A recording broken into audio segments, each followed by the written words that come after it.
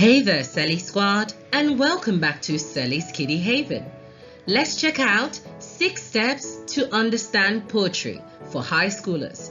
Let's get right into it. When the word poetry comes up, a lot of students tend to resist it simply because no matter how many headstands, backflips, and breakdance routines they try to do around it, they simply get confused. Don't worry, I'm here to help you. Step 1. It's okay to be confused. Not all poems are to be understood at first glance. So when you see a poem for the first time, don't beat yourself up just because you can't understand it. It's actually okay.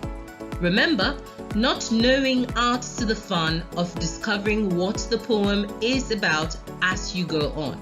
So just relax. Step 2. Read the poem multiple times. Whether you get it or not, read the entire poem at least twice. The more you read, the more details you'll pick up. Step 3. Ask questions. Ask yourself as many questions as possible and get your friends or teacher involved as well. Ask yourself questions like, what is the poem really about? What do the images created from the poem represent? Are there any words or lines that give me clues on the poem? There's so many other questions you can ask. Just ask as many as you can. Step 4.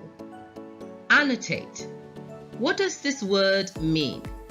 To annotate simply means to add notes to a text or diagram, give an explanation or comment.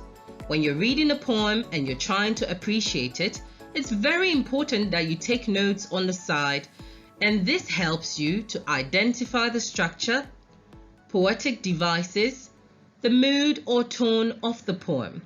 Taking notes gives you a clearer view of what the poem is really talking about. Step 5.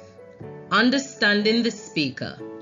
It's very important to know the difference between the poet and the speaker of a poem. The poet is simply the person that writes the poem. However, the speaker is the one that conveys the message in the poem. So, always ask yourself, who tells the poem? Does the poem give any clues about the speaker's personality, the point of view, age, or gender? Who is the speaker addressing? These and many other questions are going to help you understand who the speaker is and what message is being conveyed in the poem. Step 6. Read the poem out loud. I know I said in the beginning to read the poem at least twice. However, after you're done with all these steps, it's very good to read the poem out loud. Here's why. Reading the poem helps you hear the poem. You're able to identify the rhythm and rhymes that are in the poem, and you notice hidden details. All these things are very important to help you understand your poem and know what it's all about. Once you're here, congratulations, you're definitely a poetry pro. Remember, poetry is the rhythmical creation of beauty in words. So, do not run away from poetry, embrace it and enjoy the beauty in its words. Until next time, take care, and I love you so much. La, la.